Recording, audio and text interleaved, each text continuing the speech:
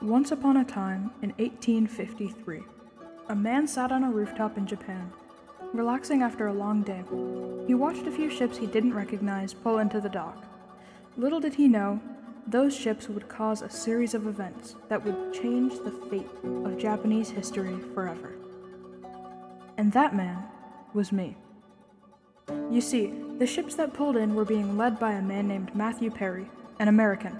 The Americans wanted access to our country and its resources, so they demanded that our leader, the shogun, open the country for them. Obviously, the shogun wouldn't open the country. That would be a weak and disgraceful decision. Except he did. Our shogun, Iemochi, allowed the foreigners into our country. What a weak thing he had done, submitting to the American forces. The Shishi, a group of activists, began to resist the shogun. You see, the shogun and his systems had caused many other problems in Japan. For example, the people had very little freedom, and our lives were limited by the feudal system. The feudal system was a system that ranked the citizens of Japan.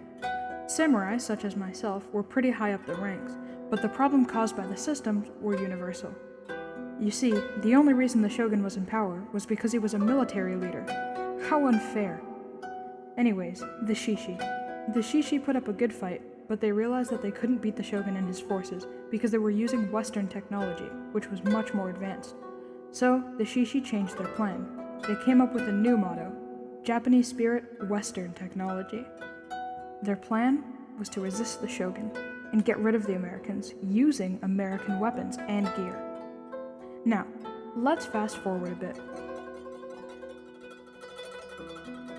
The year was 1868.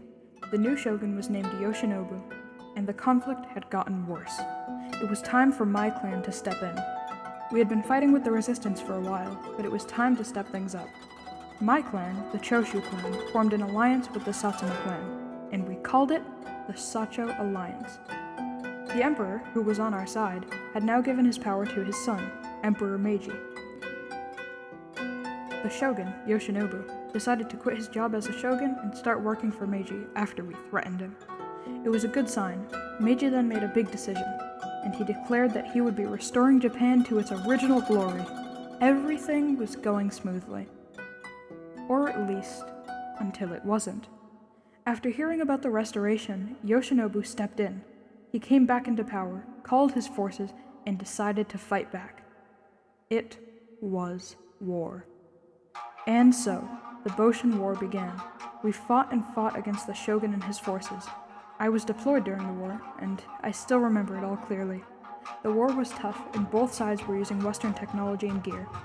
After plenty of battle cries, bloodshed, attacks, and defenses, we managed to take down the shogun and his forces. You see, even though we used similar weapons, the Sacho Alliance had more forces, and we managed to conquer the shogun. The Meiji Restoration was successful. So, we started to make changes. Lots of changes. First, the whole conflict itself had improved our technology and our military. We were westernized, we were modernized, and we had a stronger military. We also got rid of the shogunate and the feudal system. No more giving all the power to military leaders. We also became centralized, which means that we were finally all united under one rule.